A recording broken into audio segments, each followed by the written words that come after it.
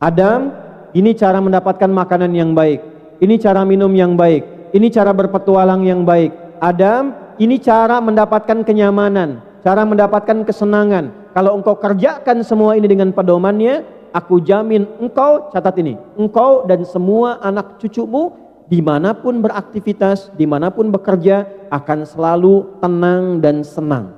Maka di Quran pun ada pedoman cara mendapatkan rizki.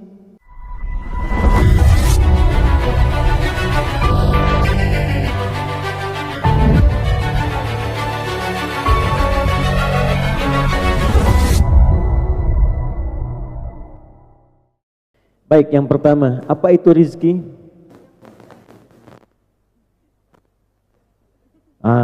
Mau cari rizki tapi tidak tahu apa itu rizki, ya. Baik, yang penting rizki itu bukan orang, bukan nama orang, bukan pemenang medali emas SEA Games yang angkat besi itu, ya. Bukan juga seorang pengusaha, tapi kita kembalikan ke ayat Quran surah ke-51 di ayat 22. Wa fis samai rizqukum wa ma tu'adun. Dan di langit telah aku tetapkan rizki untuk manusia berkehidupan itu dan segala yang dijanjikan untuk memenuhi kebutuhan manusia di muka bumi. Perhatikan dulu sini, fokus baik-baik. Jadi para ibu sekalian khususnya, semua kehidupan kita di muka bumi ini, apapun yang kita akan kerjakan, itu Allah telah siapkan semua perlengkapannya. Persis seperti akan masuk ke rumah, kita mau bertugas misalnya, mau bersih-bersih, gak mungkin kalau gak ada sapunya kan? Kita mau lap, gak mungkin kalau gak ada lapnya kan? Nah sama, kita hidup di muka bumi ini, semua apa yang kita perlukan, kelengkapannya sudah Allah siapkan. Dipersiapkan untuk memudahkan semua kebutuhan hidup kita di muka bumi ini. Nah semua yang terkait dengan kebutuhan kita itu bahasa singkatnya disebut dengan rizki. Jelas? Paham? Kalau sudah jelas mari kita akhiri. Baik ya, jadi persingkat dulu. Semua yang kita butuhkan untuk memenuhi tugas kehidupan di muka bumi ini disebut dengan apa namanya? Satu, saya tulis dulu ya, dan saya berdiri. Ini nggak apa-apa, walaupun kecil, tapi nanti ada dokumentasi yang tertuliskan, sehingga nanti kalau mau ditulis kembali bisa memudahkan. Baik ya. Mudah-mudahan kalau ada space masih bisa berbagi, kalaupun tidak ada ya mudah-mudahan sabar ya. Belakang berdiri, saya pun berdiri di depan ya. Baik, ini kelihatan di belakang? Tidak, ya memang belum saya tulis, nanti kalau sudah saya tulis baru kelihatan. Satu, nah ini rizki. Baik. Semua yang kita butuhkan dalam menjalani kehidupan di muka bumi ini disebut apa namanya? Baik. Butuh makan nggak saat di bumi ini? Butuh. Butuh minum nggak? Butuh berpakaian nggak? Nah, itu disebut dengan apa? Rizki. Baik. Butuh tenang nggak? Butuh. Butuh nyaman nggak? Nah, maka ketenangan pun disebut dengan apa? Nah, jadi rizki jangan dipahami dengan uang saja, karena ketenangan juga rizki. Punya uang tidak tenang, tidak akan nyaman hidupnya. Ya, saya tanya nih, pilih mana ya? Tapi nggak ada pilihan ketiga nih. Jadi sekarang saya ingatkan, pilih mana? Kaya tapi gelisah atau miskin tapi tenang? Oh.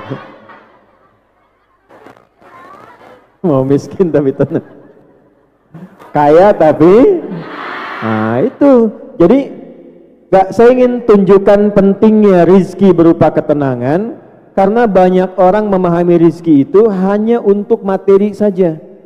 Uang rizki, mobil rizki, dapat rumah baru rizki, dapat harta baru, dapat suami baru. Udah aja. Udah sini, fokus dulu. Tapi semua itu tidak akan pernah mendapatkan kebahagiaan kalau tidak disertai dengan Nah, termasuk di rumah, ketenangan oleh Al-Quran didahulukan dibandingkan dengan materi harta yang kita dapatkan. Harta itu, harta yang kita dapatkan itu disebut dengan maddah namanya. Jamaknya mawaddah. Pernah dengar mawaddah? Nah ya, baik. Nah, ini ada mawaddah di sini. Mawaddah. Ini harta yang kita inginkan. Dari Indonesia datang sampai ke Hong Kong mencari mawaddah. Ya, cari kebutuhan-kebutuhan, kadang dikirim ke rumah, ke kampung halaman, kadang dipakai di sini. Itu yang kita kumpulkan tuh mawaddah. Tapi dahsyatnya mawaddah ini ketika disebutkan di dalam Al-Quran didahului dengan sakinah. Tuh. Sakinah. Baru setelah ada sakinah dan mawaddah dengan sendirinya muncul rahmah. Ya, maka disatukan sakinah, mawaddah dan disingkat samara. Ya, bumbunya sambara. Udah, samara itu ada di Quran surah ke-30 ayat 21. Kenapa sakinah didahulukan ketenangan? Sebab kalaupun mawaddah ini banyak terkumpul, tidak ada sakinah, maka hampa kehidupan bahkan di dalam rumah tangga. Nah, saya ingin pahamkan dulu para ibu sekalian, fokus baik-baik, jangan pernah batasi rizki pada kebutuhan-kebutuhan fisik saja. Artinya yang dimakan digunakan oleh tubuh kita. Pakaian, minuman, makanan, uang, dan seterusnya, itu betul rizki. Tapi ada rizki-rizki lain juga yang penting, bahkan ditampilkan dalam Al-Quran. Anak rizki bukan? Suami rizki bukan? Awas, hati-hati. Mana yang didahulukan? Anak atau uang? Ketika pencarian uang kita mengabaikan perhatian terhadap anak, nah itu pun nanti ada tuntunan dalam Al-Quran. Bagaimana menyeimbangkannya? Jangan sampai kita mencari jauh-jauh keluar, yang buat kita berikan tidak terperhatikan. Nah, oleh karena itu kita nanti akan belajar, walaupun tempatnya jauh dari Indonesia misalnya, ada keluarga yang ditinggalkan, bagaimana kita mendapatkan rizki yang satu, tapi tidak mengabaikan rizki yang lain. Baik ya? Karena nanti ada hidup yang tidak seimbang. Rizki harta dicari-cari, yang pemberian Allah yang sudah didapatkan tidak terawat. Maka biasanya kalau tidak terjadi keseimbangan, akan berpengaruh pada ketidaknyamanan dalam kehidupan. Nanti sebelum betul, iya nanti kita akan jadikan sebagai topik pembahasan. Jadi saya buka sebagai pendahuluan dulu, muqaddimah dulu supaya paham dan kita rinci satu-satu. Rizki. Kita tempatkan yang pertama ketenangan. Nanti amalannya apa untuk mendapatkan rizki ketenangan ini? Sebab kalau tidak dikerjakan amalnya, tidak akan dapatkan rizkinya. Jelas? Dua, ada keluarga. Awas. Harta yang paling ada. Hafal. Dah, dua ya. Nah, itu kan yang paling berharga. Jangan sampai nanti jauh-jauh tapi lupa dengan anak. Jauh-jauh lupa dengan pasangan. Katanya kan itu yang paling berharga. Nah, nanti kita cepat-cepat ya. Yang ketiga, baru apa yang kita sebut dengan materi. Di sini ada uang, apapun bentuknya, mau dolar, mau real, mau rupiah dan seterusnya. Di sini ada misalnya makanan, ada minuman, ada pakaian dan seterusnya. Sandang, pangan dan mau papan, mau karpet, mau apa terserah ya. Pokoknya ini masuk dalam bab rizki sini. Ini dulu tiga bagian ini. Jelas sampai di sini sekarang? Nah, jadi yang akan kita pelajari bukan hanya bagaimana cara bahagia mencari uang, bagaimana cara senang dalam bekerja walaupun dirantau orang, tapi bagaimana tenang dalam menjalaninya. Bagaimana keluarga juga nyaman mengetahui kita ada di sini, hubungannya tersambung dengan baik dan seterusnya. Ini satu bagian terlebih dahulu. Ya.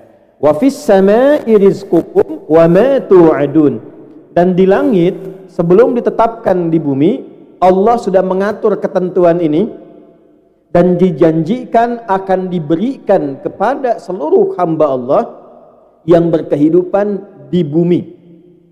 Hong Kong bumi bukan, Indonesia bumi bukan, Amerika bumi bukan. Jadi aturannya sederhana, sepanjang kita berpijak di bumi, dimanapun kita berada, apakah itu ke Hong Kong, apakah itu kemudian ke Cina, apakah kembali ke Indonesia, sepanjang ada di bumi, Allah telah berjanji tiga-tiganya ini akan diberikan kepada kita kemudahan kalau kita mau mengikuti petunjuk Al-Qur'an. Nah, sampai di sini mukadimah yang kedua, jelas? Ya, ini kita belum mulai nih, kita baru mukadimah nih ya. Supaya paham dulu ini. Inilah makna Quran surah 51 ayat 22. Aturan kedua, cepat. Quran surah 17 di ayat ke-70. Pelan-pelan, nanti baru setelah itu kita masuk ke amalannya. Walaqad karramna bani Adam wa hamalnahum fil bardi wal bahr wa razaqnahum, ini kalimatnya, wa razaqnahum minat tayyibati wa faddalnahum ala katsirin mimman khalaqna tafdila. Paham? Tidak.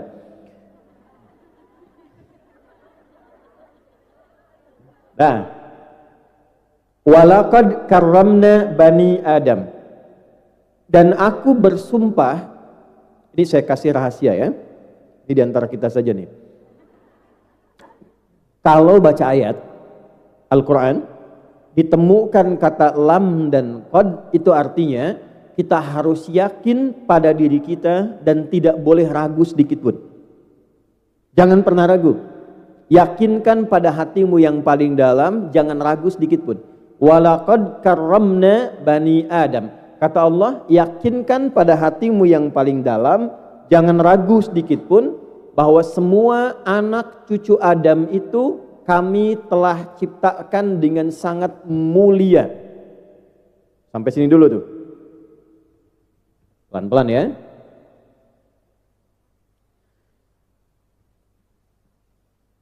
Anak cucu Adam itu manusia bukan? Ya. Manusia itu namanya ada 5 dalam Al-Quran. Ada berapa? 5. Satu, ada yang disebut bashar. Bashar 35 kali disebutkan dalam Al-Quran.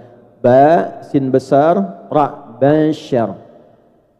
Qul innama ana basyarum mithlukum. Bashar itu bentuk tampilannya yang indah, yang halus, yang punya kecenderungan biologis. Jadi tampilannya indah kalau laki-laki, perempuan kulitnya halus, laki-laki ganteng, perempuan cantik, tampilannya indah, menawan, itu bashar namanya. Baik ya? Nah, semua manusia yang diciptakan, baik jadi laki-laki, jadi perempuan, dibandingkan dengan makhluk lain, ini tampilan yang terbaik. Kalau ibu nggak percaya, datang kebun binatang. Ada kebun binatang nggak di Hong Kong nih? Absen satu-satu. Panggil harimau, cek. Secantik-cantiknya warna kulit harimau, tetap lebih cantik kulit ibu. Betul. Bandingkan aja coba. Ya, nggak percaya lagi. Absen kedua, badak. Coba lihat. Ya, terus satu-satu. Jadi kalau sudah tahu fisik ini bagus, sudah baik, Allah tegaskan laqad khalaqnal insana fi ahsani. Nah, kalau sudah diciptakan bagus, tampilannya baik, jangan dirubah-rubah.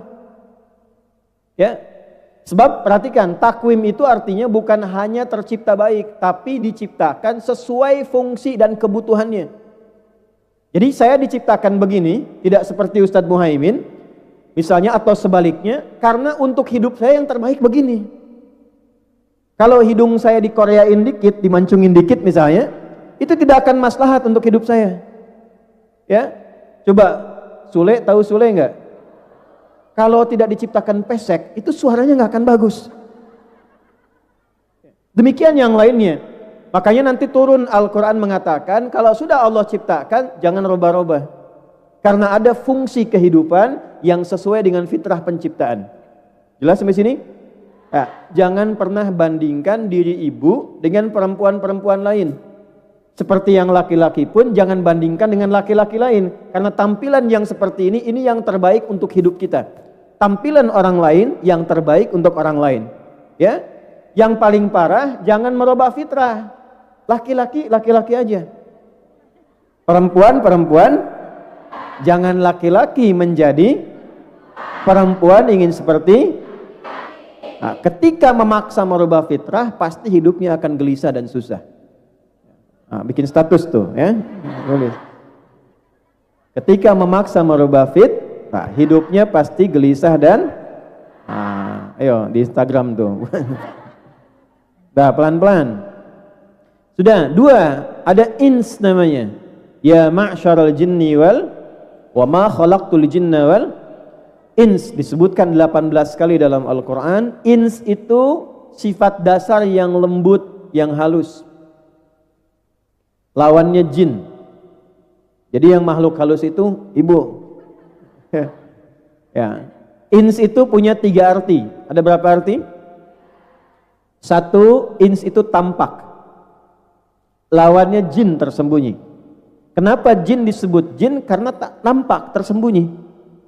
Jadi kalau ada jin melakukan penampakan, itu jin sedang bermasalah. Keluar fitrah. Kenapa? Karena penampakannya tersembunyi harusnya. Sama dengan manusia. Manusia disebut ins karena tampak. Jadi kalau ada nanti yang suka pulang sembunyi-sembunyi, ya, datang sembunyi-sembunyi, sama dengan sedang punya masalah. Karena keluar dari orang kalau tidak ingin ketahuan masalahnya, sembunyi-sembunyi. Ada nggak yang mencuri terang-terangan? Tidak. Ada nggak yang korupsi terang-terangan? Tidak ada. Umumnya sembunyi-sembunyi. Nah, itu ingin mengambil perbuatan jin. 2, halus. Kalau jin kasar. Makanya tidak akan pernah ada orang kemasukan jin jadi halus. Permisi Pak Ustadz, mau ikut kajian, sedang kemasukan jin, itu nggak mungkin. Ya. Nah pertanyaannya, kalau manusia yang halus, yang lembut, yang baru lahir tuh ingin digendong orang walaupun nggak kenal. Ibu ada bayi lahir dari orang Hong Kong, nggak pernah kenal, tapi kita bisa suka. Walaupun bukan anak kita sendiri, karena ada sifat halus di dalamnya. Yang jadi masalah nanti ada pelajaran akhlak. Kenapa ketika tumbuh menjadi kasar? Kenapa kata-kata yang menjadi tidak baik? Disitulah nanti muncul pelajaran akhlak untuk menjaga supaya kebaikan ini tumbuh dengan baik. 3, ada yang namanya insan. Apa namanya? Kurang lebih disebutkan 65 kali dalam Al-Quran. Ar-Rahman khalaqal Iqra bismi rabbikal ladzi khalaqal. Apa itu insan? Manusia. Apa itu manusia? Insan. Baik. Insan itu nama manusia yang menunjuk pada seluruh aktivitas hidupnya. Maksudnya apa? Kalau ibu keluarkan kata-kata insan di dalam Al-Quran, ada petunjuk bagaimana kita mengatur kegiatan supaya tertib, supaya rapi. Pagi apa yang dikerjakan, siang apa yang dilakukan, sampai ke isya, sampai ke malam. Itulah sebabnya kenapa sehari dibagi 5 waktu, supaya tertib menjalani aktivitas. Kalau ada yang tidak bermanfaat, maka rugi. Waktu diberikan tapi tidak baik untuk dilaksanakan. Turunlah Quran surah 103. Wal 'asr innal insana lafi illal ladzina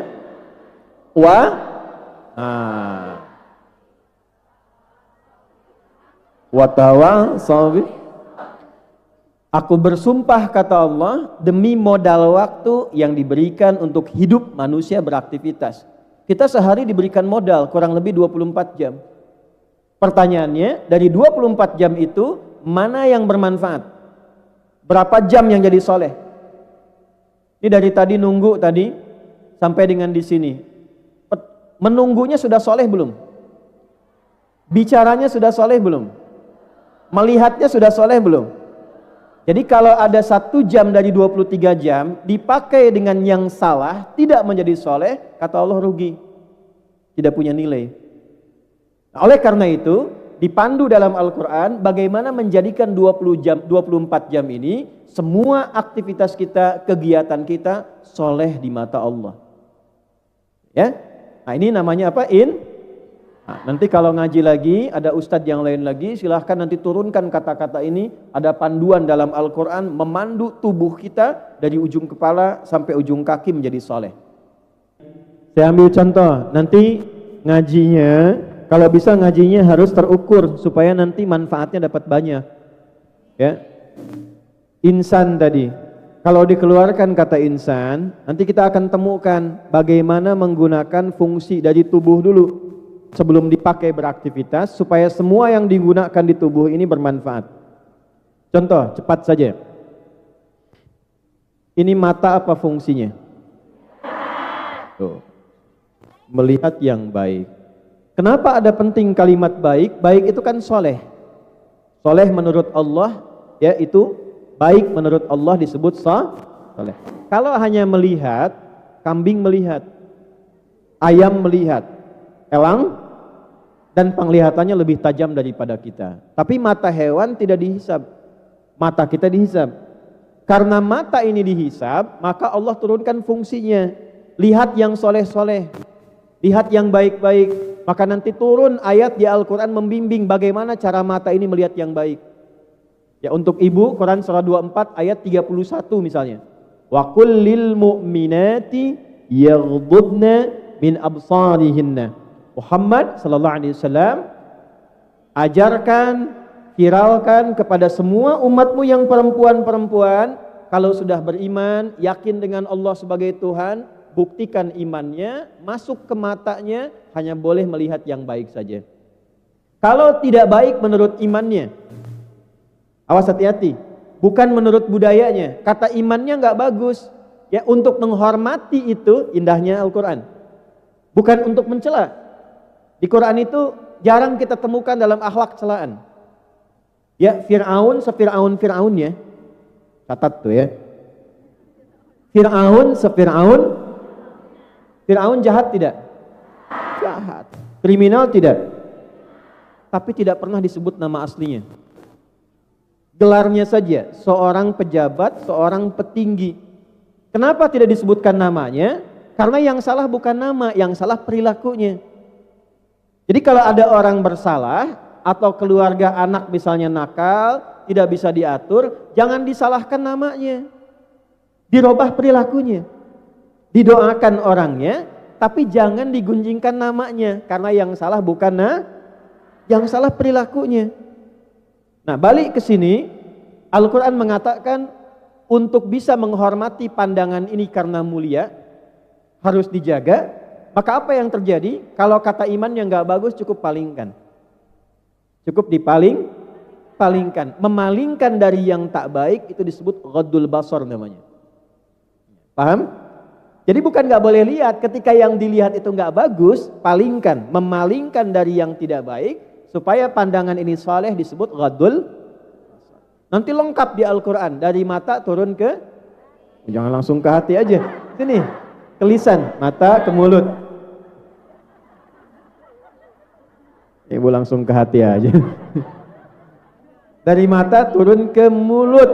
Oh, nanti ada ayat tentang lisan. Apa yang harus dikatakan, apa yang tidak boleh Kalau semua ini sudah diatur dengan baik, ibu mau pakai kemanapun jadi orang baik.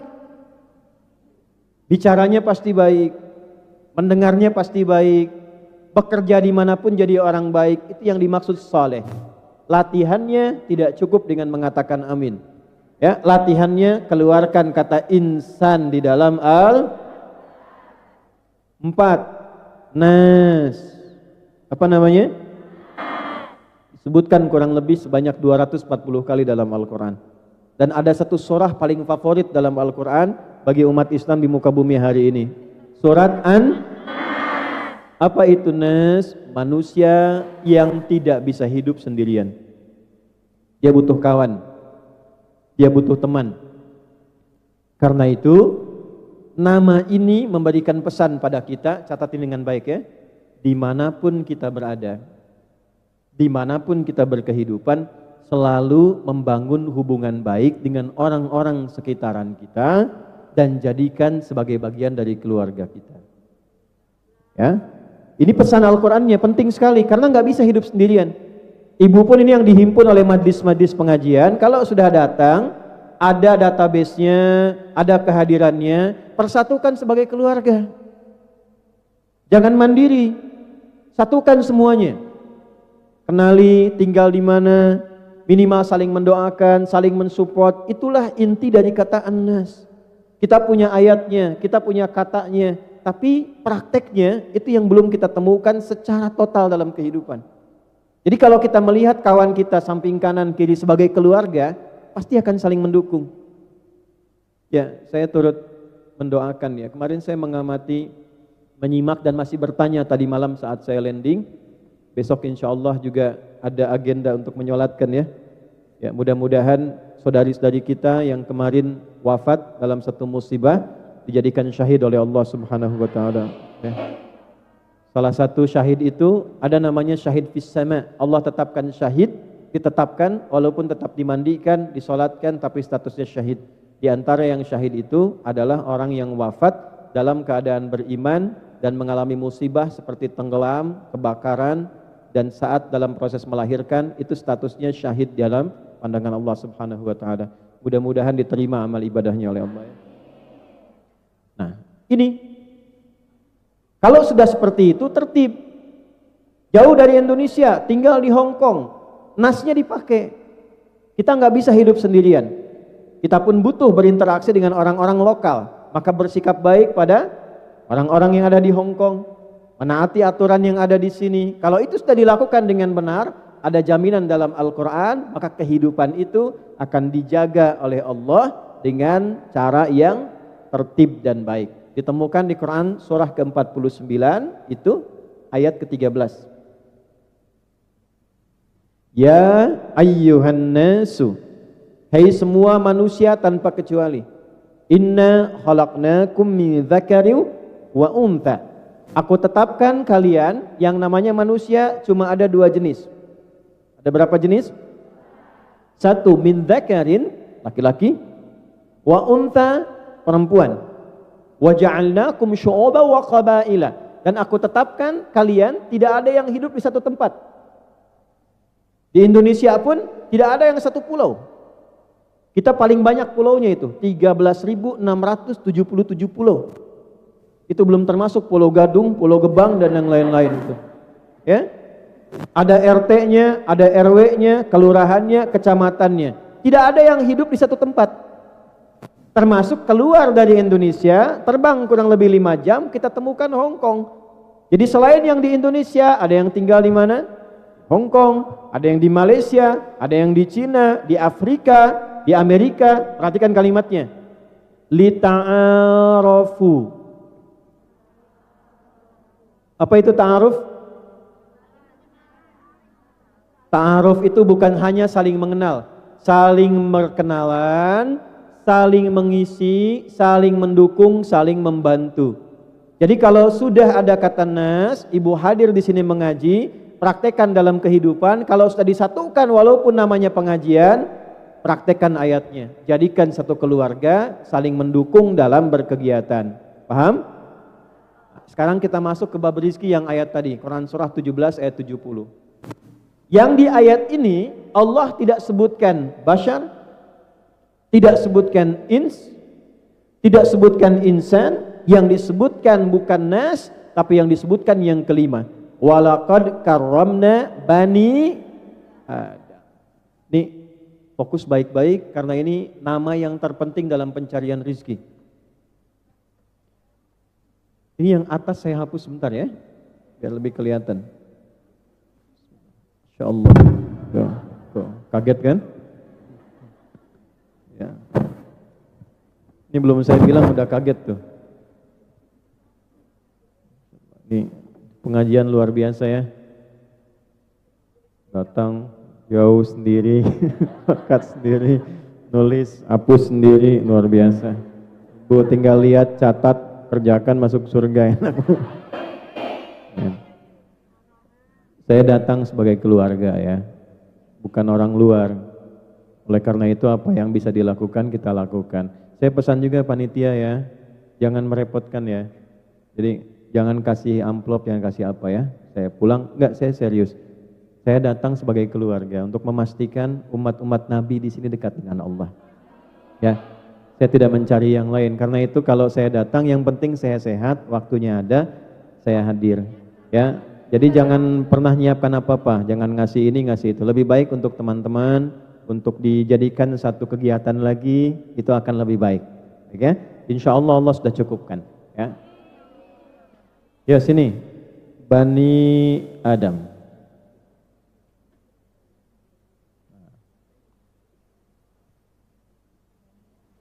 Bani Adam disebutkan 7 kali dalam Al-Quran. Berapa kali? Ya, sekarang fokus baik-baik. Nama ini memiliki 2 arti. 1, menunjuk pada asal-usul keturunan manusia yang sumbernya dari Nabi Adam dan Sayyidah Hawa. Jadi semua ibu ini kita keturunan Nabi. Nabi Adam. Ya. Tidak ada manusia hidup di luar keturunan Nabi Adam. Kalau ada di Inggris sana yang memilih keturunannya berasal dari hewan tertentu, silakan saja. Ya, kita tidak ikut. 1. Nah, makna kedua, perhatikan. Pada kisah Nabi Adam ini, sebelum turun ke bumi, Allah sudah berikan training, istilahnya, istilah kita sekarang. Pembekalan-pembekalan yang di dalamnya ada materi tentang rizki. Adam, ini cara mendapatkan makanan yang baik. Ini cara minum yang baik. Ini cara berpetualang yang baik. Adam, ini cara mendapatkan kenyamanan, cara mendapatkan kesenangan. Kalau engkau kerjakan semua ini dengan pedomannya, aku jamin engkau, catat ini, engkau dan semua anak cucumu dimanapun beraktivitas, dimanapun bekerja, akan selalu tenang dan senang. Ya, itu nanti ditemukan di Quran surat Al-Baqarah di ayat 30 sampai ayat ke-38. Surat 2 ayat 30 sampai 38. Saya percepat langsung ayat 38-nya. Qul nahbitu minha jami'a. فَإِمَّا يَأْتِيَنَّكُمْ مِنِّي هُدًى فَمَنْ تَبِعَ هُدَايَ فَلَا خَوْفٌ عَلَيْهِمْ وَلَا هُمْ يَحْزَنُونَ. Adam, Hawa, sekarang tugasmu di bumi dimulai, turun. Menjadi khalifah. Apa artinya khalifah? Khalifah bukan sekedar pemimpin, dia punya 3 arti. Yang pertama, khalifah itu segala yang mengandung manfaat. Jadi dimanapun ibu beraktivitas, dimanapun ibu berada, usahakan semua yang kita kerjakan bermanfaat. Kita jadi asisten di satu rumah, misalnya ya, apa yang kita kerjakan bermanfaat.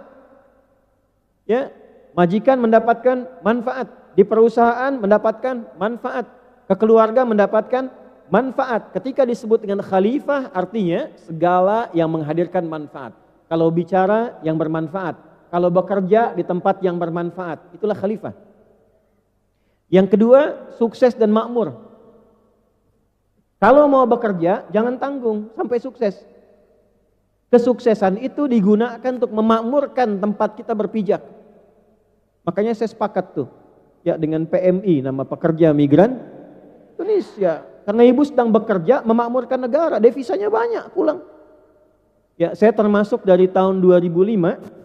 Sejak era Pak Jumhur Hidayat, itu saya termasuk yang menyuarakan kesejahteraan, ya, perlindungan bagi PMI yang sekarang disebut dengan PMI itu, Pekerja Migran Indonesia. Kenapa? Karena jasanya terhadap bangsa itu kuat. Kata itulah yang disebut dalam Al-Quran dengan khalifah, memakmurkan tempat yang kita pindah. Yang ketiga, khalifah itu saling menggantikan. Gak ada yang abadi bu sifatnya. Semua yang tinggal di bumi akan digantikan oleh generasi yang lainnya. Maaf, saya ulangi lagi, maaf. Ibu ada kakek? Masih hidup? Masih. Kalau masih hidup, ada buyut? Masih hidup. Buyut meninggal digantikan oleh kakek kita. Kakek tidak ada digantikan oleh ayah ibu kita. Ayah ibu tidak ada digantikan oleh kita. Kita tidak ada digantikan oleh anak keturunan kita. Demikian saling menggantikan. Di negara pun begitu. Orang-orang yang senior digantikan oleh yang muda-muda kemudian hari. Maksud saya apa? Kenapa disebut khalifah? Walaupun ibu kerja jauh, jangan sampai lalai dalam perhatian pada keluarga, karena nanti yang menggantikan ibu itu anak-anak ibu juga. Yang menggantikan ayahnya, anak-anaknya juga. Itulah kenapa disebut dengan khalifah. Nah, dalam mengerjakan kegiatan ini, Allah turunkan pedoman. Kata Allah, Adam, Hawa, bawa tugas ini di bumi, aku siapkan pedoman disebut dengan hudan namanya. Apa namanya? Saya tulis dulu ya, hudan. Itu ada reporter satu namanya Hudan.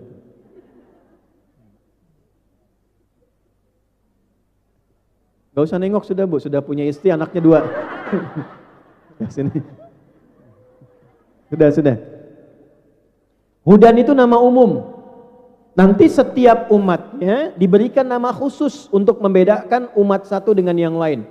Misal, ibu kenal Nabi Musa. Nabi Musa diberikan Hudan. Nama kitabnya namanya misal di Quran surah ke-17 ayat kedua. Ya, perhatikan kalimatnya. Wa ataina Musal kitaba. Nabi Musa diberikan kitab.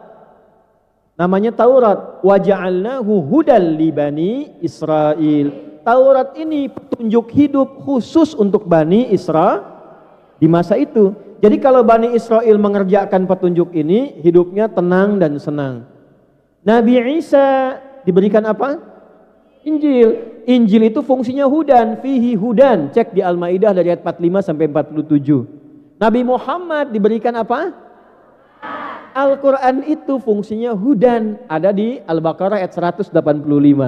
Syahrul Ramadan alladzi unzila fihi al-Quran hudal linnas. Aduh. Aku mah ya teh.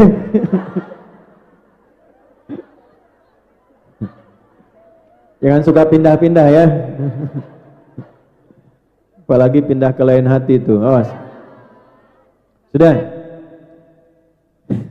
Udah jauh-jauh ngaji sampai 185 pindah ke ayat 2. Dan nanti sesi kedua di akhir kita belajar cara cepat menghafal Quran. Mau? Ya. Nanti saya bantu nanti belajar 5 menit hafal Quran, caranya dengan halamannya, dengan nomornya, dengan posisinya.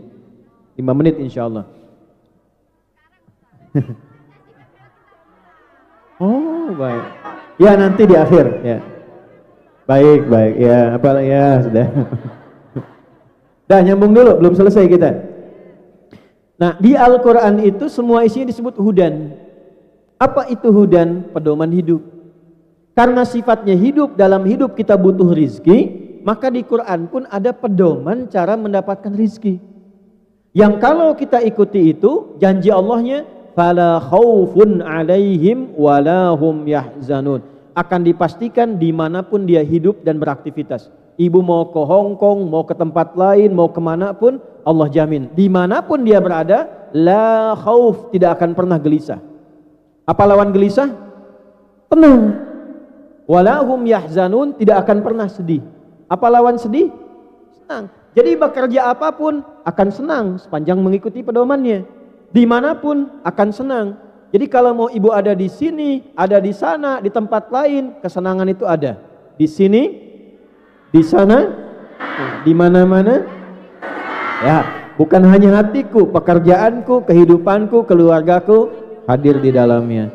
Nah, sekarang kenapa disebutkan 7 kali Bani Adam dan terkait dengan pedoman berkehidupan termasuk mencari rizki? Saya tanya, ini bukan ilmu otak-atik ya, perhatikan kalimatnya. Ini ilmu Quran khusus ini. Kita itu beraktivitas, hidup, bekerja, berkehidupan dalam sepekan berapa hari? Seminggu berapa hari? Disebutkan 7 kali dalam Al-Quran. Kalau pedoman ini digunakan setiap kali ibu beraktivitas, bekerja 7 hari dalam sepekan, termasuk istirahatnya, kerjanya dan sebagainya, pastikan dalam keadaan apapun Allah jamin senang dan tenang. Ini rahasianya. Kenapa yang disebutkan ini bukan yang lain. Nah, sekarang masuk ke bab rizkinya. Kalau sudah paham ini, masuk ke bab rizkinya. Wa razaqnahum minat thayyibat. Ketentuan yang pertama.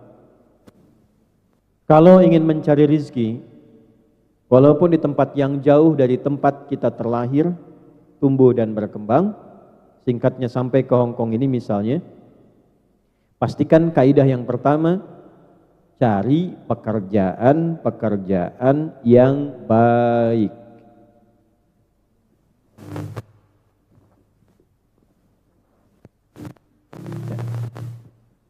Cari pekerjaan yang baik. Itu ada 5 nama. 1, thayyib. 2, khair. 3, ma'ruf. 4, ihsan. 5, salih. Ya, saya ulangi sekali lagi. Nanti kalau belum jelas, ibu putar-putar tuh di YouTube-nya sampai berkali-kali ya. 1, thayyib. 2, khair. 3, ma'ruf. 4, ihsan. 5, salih. Jelas? Nah, untuk mencari rizki, dari 5 nama ini Allah pilihkan 1 nama, thayyib, dijamakkan menjadi thayyibat. Thayyib. Ada orang namanya thayyib, 2 kali puasa, 2 kali lebaran gak pulang-pulang tuh. Dah. Dah siap. Thayyib jamaknya apa? Kalau jamak sedikit atau banyak? Maksudnya apa? Allah ingin mengatakan, ini yang baik-baik sudah saya tebarkan banyak. Kalau saya sudah siapkan banyak yang baik, mengapa memilih yang tidak baik? Karena ada resiko, ketika memilih yang tidak baik, mungkin uangnya banyak dapatnya. Tapi karena tidak baik, tidak membuat keadaan hidup kita pun menjadi lebih baik. Kata Allah, harusnya tenang, nanti jadi gelisah. Harusnya senang, nanti jadi gak nyaman. Jadi Allah itu ketika menurunkan hukum, bukan ingin membuat kita sulit, bukan. Supaya hidup kita bahagia. Saking pentingnya bahagia, ibu bikin judul mencari rezeki yang berbahagia. Nah kalau ingin mencari rezeki yang membahagiakan, kata Allah, saya sudah tebarkan yang baik-baik. Kalau sudah Allah siapkan yang baik-baik, maka kita tinggal mencari menemukan yang baik itu sesuai dengan yang Allah ingin. Nah, jelas sampai sini? Nah, sekarang ya, jadi yakinkan dulu pada hati kita bahwa ketika kita jadi orang baik, diciptakan orang mulia, rizkinya pun harus Kalau mencari dengan cara yang tidak baik, itu pasti membuat gelisah. Bagaimana mengetahui yang baik itu? Ada 2 caranya. 1, thayyib itu bisa dengan caranya. Yang kedua bisa bentuknya atau jenis pekerjaannya.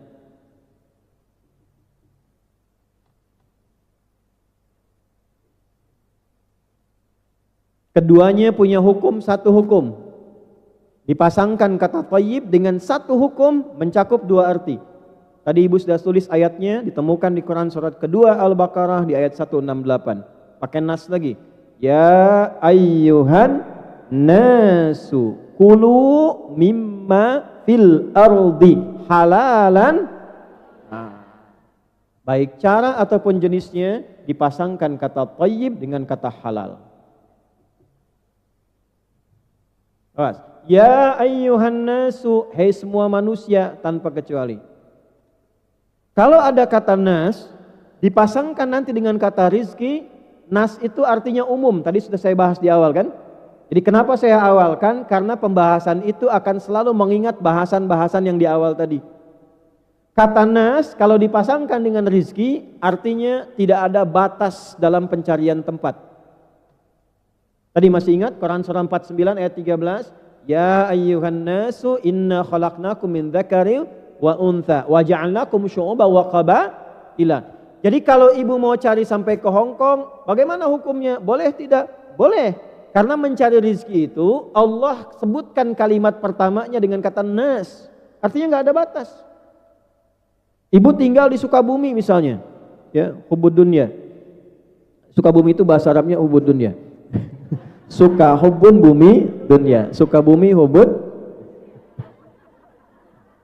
Enggak ada di Sukabumi yang cocok, silahkan ke Jakarta. Enggak ada yang cocok di Jakarta, silahkan ke Sumatera. Enggak ada yang cocok di Sumatera, silahkan ke Kalimantan. Enggak ada yang cocok di Kalimantan, silahkan ke Papua. Tidak ada yang cocok di Papua, ibu nyebrang ke Malaysia. Enggak cocok sampai ke Hong Kong. Hong Kong cocok, ambil. Kenapa? Karena dalilnya ya ayyuhan. Nah, kalau ibu ditanya, ibu kenapa mencari rezeki sampai ke Hong Kong? Ya ayyuhan nas. Jelas? Nah, cocok boleh, tapi tidak boleh dicocok-cocok kan. Karena itu muncul kaidah selanjutnya. Kulu mimma fil ardi. Silahkan cari makan. Kerja. Kenapa disebutkan cari makan? Karena umumnya orang kalau ditanya mau kemana dalam bekerja, jawabannya biasanya mencari sesuap nasi, kan? Walaupun yang dimakan satu rice cooker. Ya ayyuhan nasu kulu mimma fil, carilah di bagian bumi yang bisa kamu jangkau. Di sini nggak ada yang cocok, ya. Bukan karena tidak berbakat, tapi tempatnya tidak sesuai.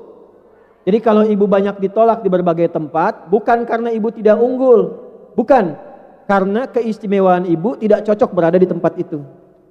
Cari tempat lain. Allah ciptakan kita itu dengan istimewa. Kalau ada tempat yang tidak sesuai, berarti keistimewaan kita belum dibutuhkan di situ. Ya. Nggak harus selalu bersyukur. Ya supaya tidak banyak kecewa, melamar di sini ditolak, kecewa. Ini jangan, cara berpikirnya begini, kalau di tempat tertentu kita tidak dibutuhkan, kita ditolak, katakan, terima kasih ya Allah, keistimewaanku belum dibutuhkan di sini. Cari tempat lain. Jelas? Nah, sekarang hari apa?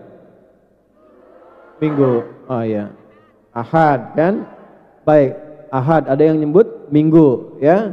Nanti Senin, Selasa, Rabu, kukira ini hari Minggu, ternyata nanti hari Rabu. Nah, kukira engkau menunggu, ternyata cari yang baru.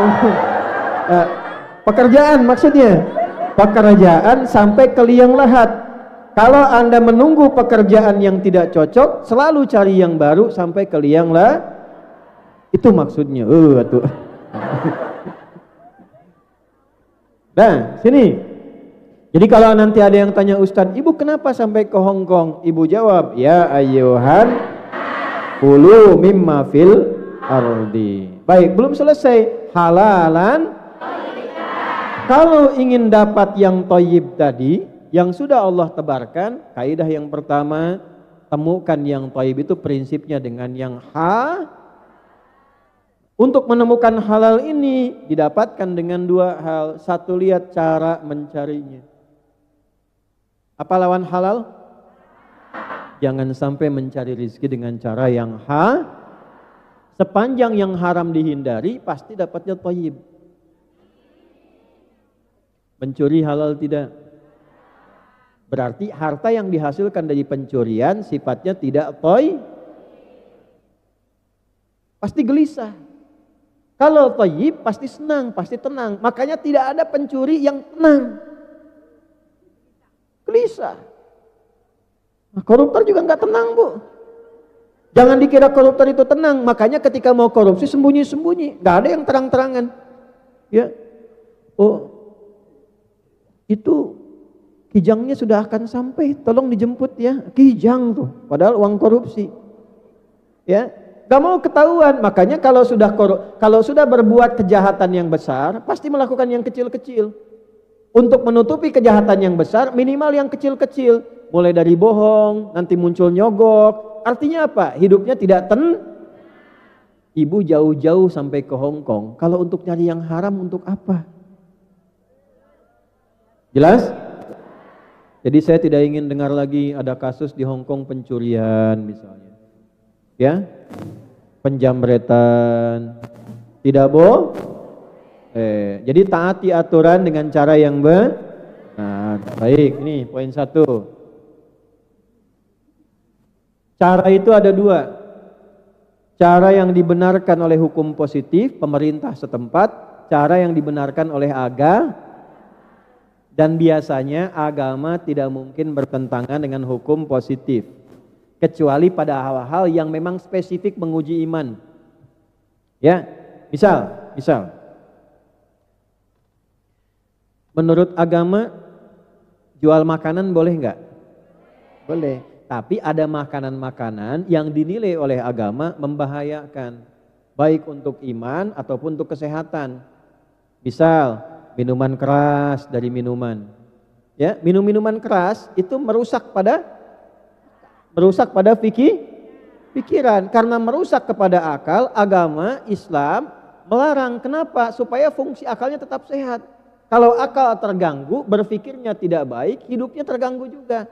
Itulah sebabnya kenapa diharamkan minuman keras, supaya fisiknya sehat, akalnya sehat, hidupnya benar. Kalau itu dikonsumsi, ibu mau kerja dimanapun, tiba-tiba mengkonsumsi itu, pekerjaan akan terganggu. Minimal kalau akalnya rusak, bicaranya tidak teratur. Kalau bicara sudah tidak teratur, siapa yang bisa menggunakan jasa ibu dalam kehidupan? Tidak ada.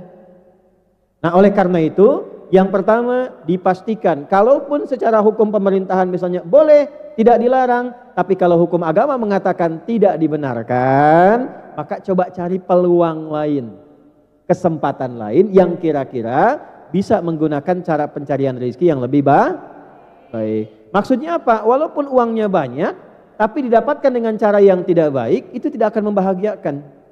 Ujungnya jadi penyakit nantinya. Ya, jelas sampai sini? Ya, pilih mana? Gaji 100 juta haram atau 10 juta halal?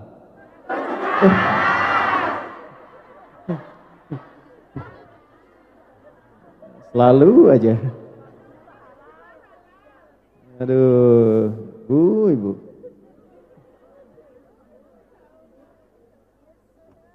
Ya, makanya sama perempuan jangan hitung-hitungan rezeki. Di rumah juga begitu. Harta saya, harta suami, udah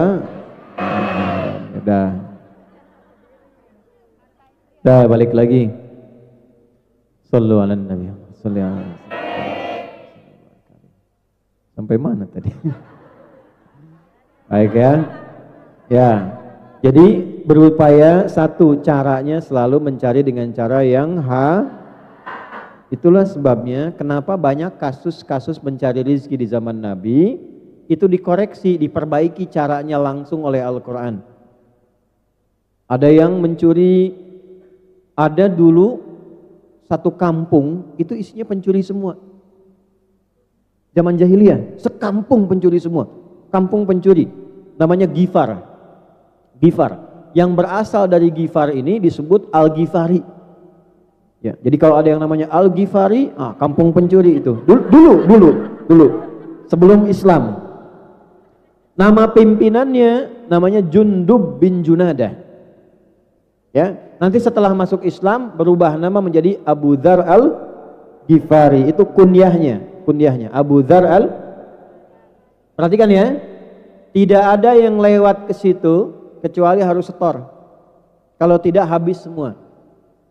Tapi setelah masuk Islam, ditinggalkan pekerjaan itu, berubah pekerjaan itu, tiba-tiba ibu tahu apa yang terjadi? Rizkinya mengalir banyak, hidupnya tenang, jadi dai, pensiun jadi preman, jadi ustadz, sekampung masuk Islam banyak, tiba-tiba berubah tempat itu, desa itu, dari desa tukang begal, desa pencuri, berubah jadi desa yang baik, desa yang menginspirasi, desa orang-orang soleh. Saking bangganya dengan nama itu, maka ingin banyak disebut orang dengan nama Al-Ghifari. Asalnya desa preman. Jadi kalau ada film preman pensiun, nah itu dulu sudah ada. Ya, namanya Abu Dzar Al-Ghifari. Nah, pokoknya meninggalkan yang haram untuk mengejar kepada yang halal itu pasti Allah ganti. Ya, dirubah ketidakbaikannya, dirubah hal-hal yang tidak menyenangkannya, dirubah. Pertama kali diberikan oleh Allah itu ketenangan. Jadi kalau Allah menginginkan ibu berubah, ya, yang pertama dikasih bukan dunia, Bu, terlalu kecil. Saya ulangi ya. Yang pertama Allah kasih pasti bukan dunia. Misal nih, ada pekerjaan yang nggak tepat, ibu pengen cari yang lebih baik. Itu yang Allah berikan pertama kali, bukan gaji yang banyak dulu. Bukan uang yang banyak. Tapi yang pertama Allah kasih ketenangan dulu pada hati. Itu yang mahal. Nanti kalau hati sudah tenang, sudah bisa megang uang yang halal, sudah bisa menggunakan yang sedikit tapi berkah, Allah tambah tanpa batasan. Abdurrahman bin Auf sebelum masuk Islam kaya, tapi kayanya dari hasil yang tidak baik. Allah tidak ingin terjadi masuk Islam yang tidak baiknya dibuang semua, mulai dari awal usaha lagi, tiba-tiba 2 tahun jadi orang nomor 3 paling kaya di kota Madinah. Setelah 4 tahun, 5 tahun Nabi meninggal dunia, jadi orang nomor 1 paling kaya di Madinah yang kapaknya saja ada cerita mengatakan terbuat dari emas. Ada kajian menghitung, saya waktu mendapatkan referensi menghitung itu kurang lebih valuasi itu nilai hartanya waktu itu kalau dihitung sekarang itu jumlahnya 14.000 triliun. Utsman bin Affan modalnya kebun dengan sumur. Setelah masuk Islam diwakafkan itu, dijadikan amal saleh, sampai sekarang kebunnya masih ada, punya hotel setelah 15 abad. Penghasilan dari hotel itu disedekahkan untuk umat Islam, baik yang di Madinah ataupun orang luar yang membutuhkan. Mau seperti itu? Nih caranya, Allah sudah tebarkan yang halal, sudah tebarkan yang thayyib. Kalau sudah diberikan yang baik, jangan cari yang tidak baik. Dah, itu cara yang pertama. 2 jenisnya, bentuknya.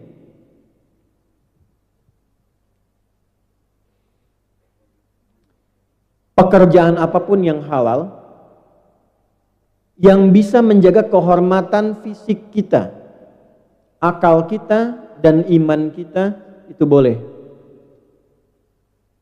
Pekerjaan apapun yang halal, yang bisa menjaga fisik kita. Ibu kalau kerja, fisiknya ini, maaf sekali, saya ulangi lagi ya, maaf sekali, fisiknya ini tidak terlukai, tidak terganggu, tidak ada resiko tersakiti, tidak tersiksa.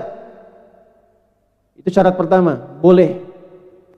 Walaupun gajinya 1 miliar, tapi resikonya misalnya nyawa, tidak ada ketenangan, tidak ada kenyamanan dan sebagainya, itu dipandang kurang baik dalam agama. Boleh jadi apapun, yang penting tertata.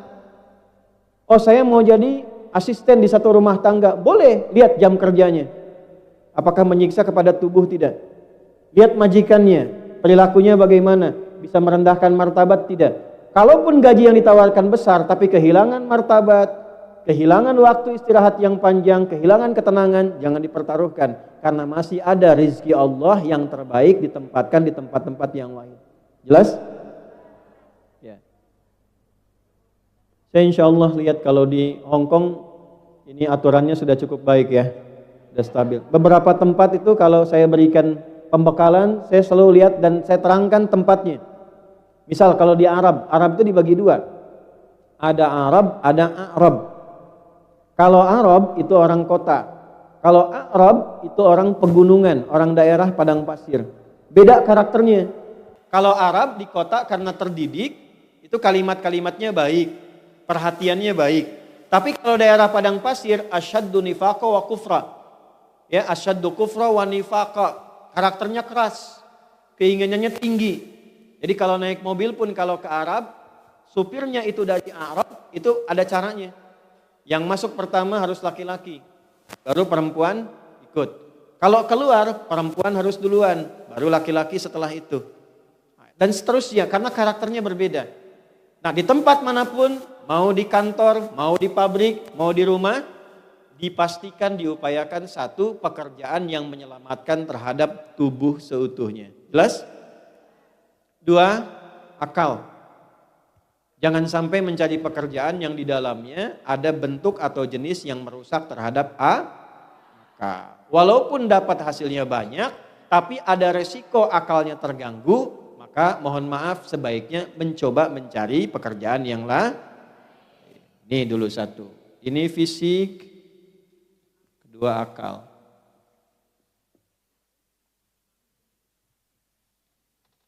Kerja di tempat minuman tapi harus ikut nyobain dulu misalnya. Nah, itu kan. Tempat-tempat tertentu. Tiga, iman. Apa? Ditawari gaji tapi harus meninggalkan Islam misalnya. Bekerja gajinya banyak tapi nggak bisa sholat misalnya. Nah ya. Halo? Ada yang begitu? Oh, pilih mana? Nggak ada pilihan ketiga, awas nih. Karena ini ujian iman, jawab yang betul. Pilih mana? 6.000 dolar Hong Kong tapi bisa sholat 5 waktu, atau 60.000 dolar Hong Kong tapi nggak bisa sholat sama sekali.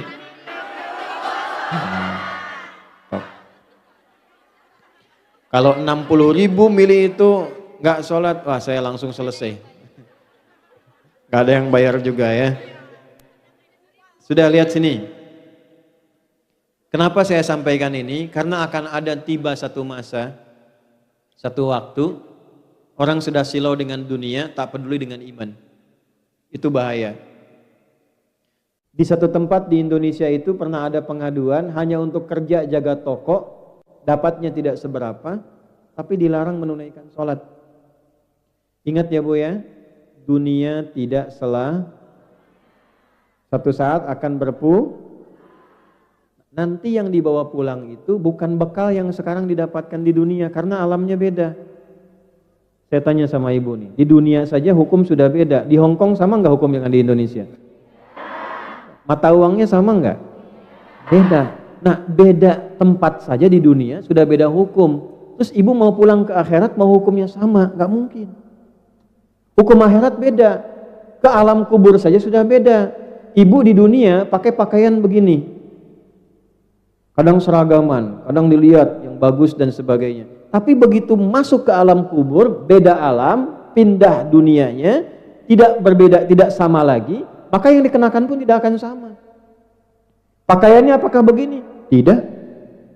Apakah handphone yang kita cari, gaji pertama saya buat handphone ini, nanti masuk ke alam kubur dibawa enggak? Tidak. Dolarnya dibawa enggak? Rupiahnya dibawa enggak? Tidak. Oh, nanti saya mau bawa handphone masuk ke alam kubur. Kuburkan ya, kalau kamu kangen miskol aja. Nggak bisa. Miskol dzarratin syarriyah.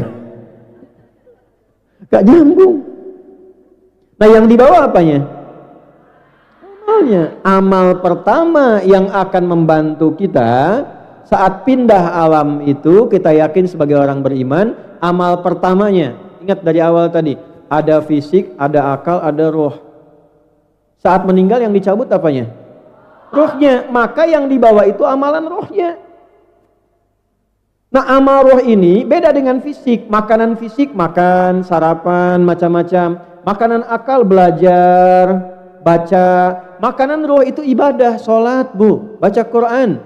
Ketika meninggal, rohnya dicabut, itu yang ikut sholatnya, yang ikut pengajiannya, baca Qurannya. Kalau makanan fisik gak ikut. Jadi yang kita kumpulkan sekarang, kalau meninggal itu gak ikut. Yang pintar-pintar sampai punya gelar S1, S2, S3, S4, kerupuk 3, itu sampai dingin, kan kita S semua kan ya, SD, SMP, SMA, S1, S2, itu gelar sebanyak apapun kalau meninggal nggak kepake. Semuanya pengen satu gelarnya, apa artinya almarhum? Bukan, almarhum itu yang disayang Allah. Oh. Almarhum itu yang disayang, dari kata rahimah. almarhum yang disayang Allah. Ini nggak kenal Allah pengen disayang, nggak pernah sholat pengen disayang. Cie. Kenal Allah enggak, sholat enggak, baca Quran juga enggak, meninggal pengen disayang. Gimana? Ibu mungkin nggak sayang suami orang? Tidak, karena ibu nggak kenal. Ya, ini nggak kenal Allah pengen disayang. Jadi gelar itu akan hilang. Ini pakaian yang dibawa tidak akan dikenakan. Nah, karena rohnya yang dicabut, maka amalan roh yang dibawa. Ibu mau dapat gaji besar, majikannya perhatian, gajinya enak, hidupnya tenang. Kalau meninggal nggak pernah sholat, nggak akan nyaman di alam kubur. Ini saya kasih tahu sebelum masuk. Sebab kalau udah masuk gak bisa keluar. Allah yang maha tahu menginfokan banyak orang di dalam pengen keluar. Karena banyak saat di luar itu mengerjakan amalan tidak siap untuk masuk. Mereka mengatakan, fa asaddaqa wa akum minas sholihin. Ya Allah sebentar aja. Sebentar, kalau diberikan 1 detik pun saya istighfar. Kalau diberikan 1 menit saya sholat. Kalau diberikan 10 menit saya ngaji, ya Allah. Itu mereka mengatakan, sebentar aja. Laula akhartani ila ajalin qarib. Ya Allah sebentar, kasih diskon sedikit aja. Kalau bisa saya keluar, saya istighfar. Nah kita mumpung masih di luar, belum mah. Kalau sudah masuk tidak bisa keluar. Nah pertanyaannya sebelum masuk bekal apa yang dibawa masuk? Karena setiap pindah tempat mesti ada bekal. Ibu mungkin gak datang ke Hong Kong kalau gak bawa bekal? Tidak. Kan gak bisa jalan kaki ke sini. Dari Sumenep ke sini jalan gak mungkin. Pakai pesawat dulu, ke Cengkareng dulu. Ya, dari Cimahi gitu juga, dari Kudus gitu juga, dari Kalimantan pakai pesawat dulu. Mesti ada bekal, nabung dulu. Betul? Sekarang mau masuk kubur gak ada bekal, susah masuk. Gimana? Man rabbuka, kata malaikat. Aduh, kada abi mata terang ya. Dipukul di palu tuh. Dikasih hidup 70 tahun gak kenal Allah. Ada anak 3 tahun sudah bisa menyebut Allah. Allah, ya Allah, ya Allah. 3 tahun mau disuntik, astagfirullah katanya tuh. Ada orang 30 tahun dikasih hidup gak bisa nyebut nama Allah. Ibu jauh-jauh ke Hong Kong, kalau sudah dikirim sampai ke Hong Kong belum kenal Allah, kemana lagi mesti dikirim?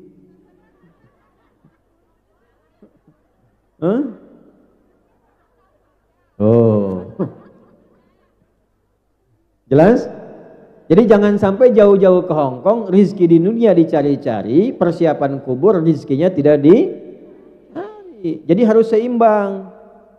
Betul, kerja yang bagus, gaji bagus, tapi pekerjaan akhirat pun harus dikerjakan untuk bekal pulang. Maka yang pertama yang harus kita kaji, pencarian rizki itu, carilah rizki yang membuat kita abadi dalam hidup. Dunia sementara, akhirat Nah, jadi kalau orang cerdas, dia akan mencari bekal untuk hidup selamanya.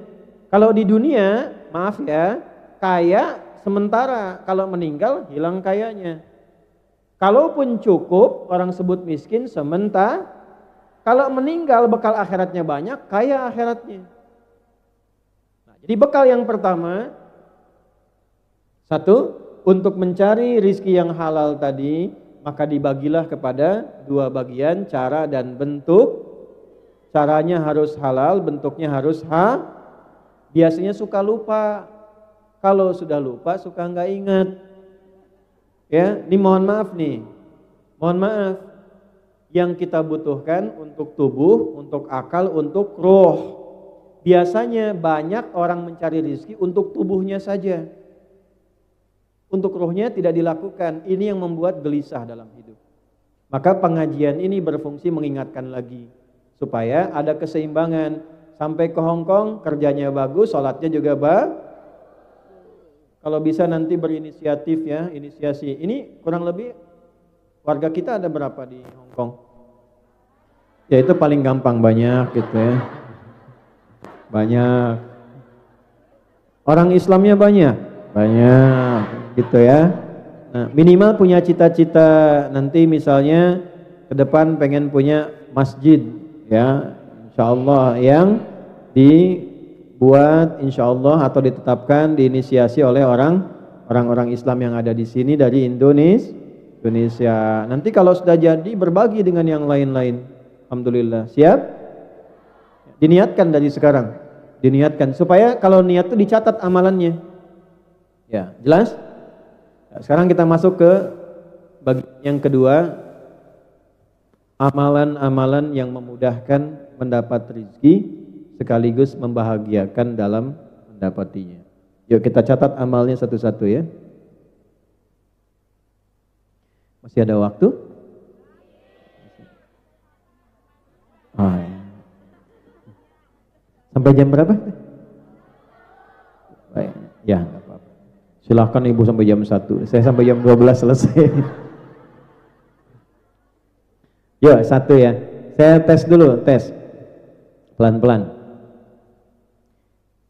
Masih ingat tadi kita mencari rezeki jenisnya ada berapa? Baik. Tubuh kita ini ada berapa jenis? 1 apa? Fisik. 2 apa? 3 apa? Roh. Nah, jadi mencari rezeki pun harus memenuhi kebutuhan 3 bagian diri kita ini. Fisiknya, akalnya, atau apa? Rohnya. Sekarang kita mulai dari rezeki untuk roh dulu. Ini materinya agak dalam. Sebab kalau rohnya tidak baik, fisiknya tidak akan baik. Saya ulangi ya. Kalau rohnya sakit, fisiknya ikut sakit.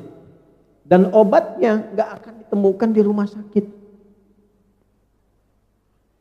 Iri, dengki, ria, itu penyakit hati. Kalau sakit hati, iri hati, tidak ada iri mata. Iritasi. Dengki hidung misalnya, nggak ada. Ibu cari tuh rumah sakit secanggih-canggihnya di Hong Kong, klinik. Saya pusing gitu. Apa gejala yang dirasakan? Kalau majikan saya beli tas baru, saya pusing. Gak ada obatnya. Nah, maka yang pertama, yuk amalan untuk mendapatkan rizki bagi roh. Quran surat 13 ayat 28. Ala bidzikrillahi tatma'innul qulub. Yakinkan pada hatimu yang paling dalam, dengan banyak berzikir kepada Allah akan memberikan ketenangan pada hatimu. Jadi rizki yang paling tinggi untuk roh, untuk kalbu kita adalah ketenangan. Tadi yang pertama ditulis. Rizki pertama untuk kebutuhan kalbu, yaitu ini langsung Allah yang sampaikan. Ini intinya. Ala wa inna fil jasadi mudghatan idza salahat salahal jasadu kulluhu wa idza fasadat fasadal jasadu kulluhu ala wa hiyal qalb. Ada inti kehidupan manusia, kalau itu tenang yang lain baik semua. Kalau ini enggak tenang, rusak kalbunya, maka semua tubuhnya pun akan rusak. Di sini intinya.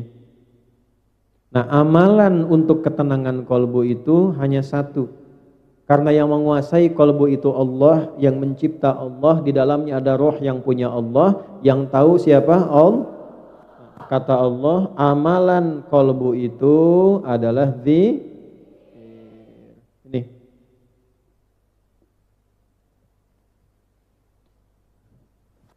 Jadi orang yang sering berzikir, orang yang senang berzikir, sesungguhnya dia mendapatkan rizki langsung dari Allah untuk ketenangan jiwanya. Baik, pelan-pelan. Jadi kalau ibu sedang gelisah, bekerja sedang ada masalah, hati tidak tenang, obatnya sudah ada ini rezekinya. Bukan bikin status.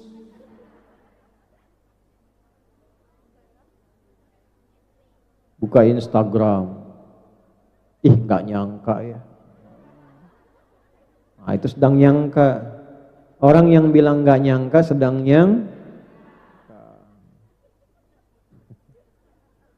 nggak seperti dia gitu. Macam-macam. Jadi sekarang sudah tahu kalau sedang gelisah, sedang nggak enak, sedang ada masalah, apapun pekerjaannya, sedang bikin nggak tenang, alihkan kemana? Ke sekarang apa saja bentuk zikir itu? Ya, sekarang kita rinci. Ya, kalau sudah tahu, sudah selesai pengajian. Jenis-jenis zikir. 1. Pelan-pelan. Saya berikan beberapa kalimat ya, beberapa amalan. 1, kalimat yang mudah diucapkan, menenangkan kepada hati, mendatangkan cinta Allah. Mau? Istighfar.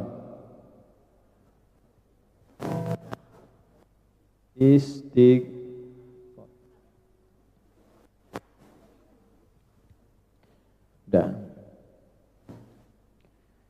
Waktunya ada 3. 1, ada istighfar yang kalau dikerjakan, ibu lakukan di waktu itu mudah mempercepat ya, terkabulnya doa dan mendatangkan rezeki dari Allah. Waktunya sesaat sebelum masuk waktu subuh.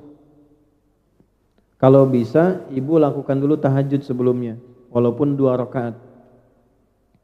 Kalau mau tahajud, masih ingin baru memulai, sebelumnya belum pernah tahajud, jangan banyak-banyak dulu. Nabi juga kasih rumus, sholatul laili matna-matna. Sholat malam itu kalau ingin bangun malam, ingin tahajud, misal, jangan dipaksa banyak dulu. Kata Nabi, matna-matna, mulai 2 rakaat dulu. Itu pun pilih surat yang paling mudah kita hafalkan. Boleh. Jangan maksa, wah 2 rakaat, satunya Al-Baqarah, keduanya Ali Imran misalnya. Ya. Itu pun Alif Lam Mim juga, cuman sekali langsung ruku. Enggak, ini betul.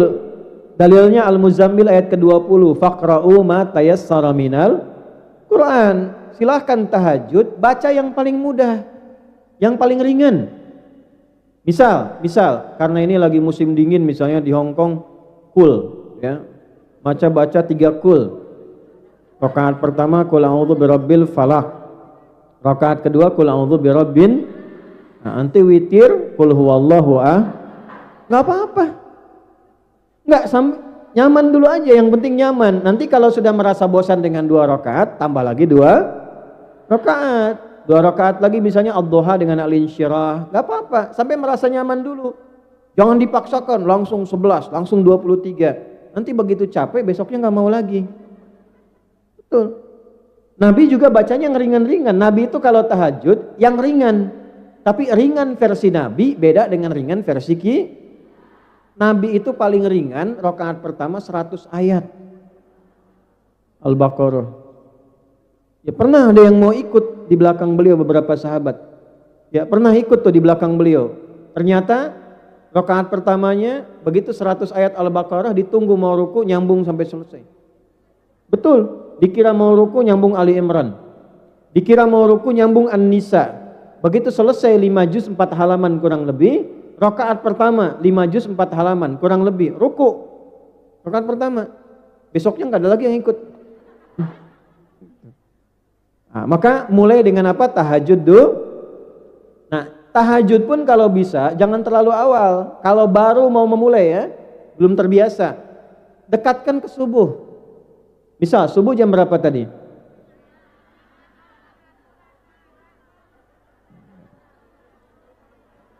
Sudah nggak usah musyawarah, sudah ya. Terjadi perbedaan pendapat di sini tentang waktu sholat subuh. Karena ini bukan berasal dari daerah yang sama mungkin kan? Bah, intinya ya 5:30 kurang lah gitu ya. Ya, iqamatnya kan di sini 6:20 kalau di sini. Ya, kita ambil misalnya 5:30. Ibu bangun misalnya jam 5 kurang seperempat. Udah siap-siap, bersih-bersih, rapi-rapi, jam 5 sholat 2 rakaat sampai witir. Sampai 5 seperempat, 15 menit sebelum subuh itu namanya waktu sahar. Saharun. Amalan yang dikerjakan saat sahar namanya sahur. Sebentar, jangan komentar dulu. Ibu like aja, jangan komen. Lihat sini, amalan yang dikerjakan di waktu sahar namanya apa? Kenapa ada makan sahur? Maksudnya kalau makan besok mau puasa, jangan terlalu awal.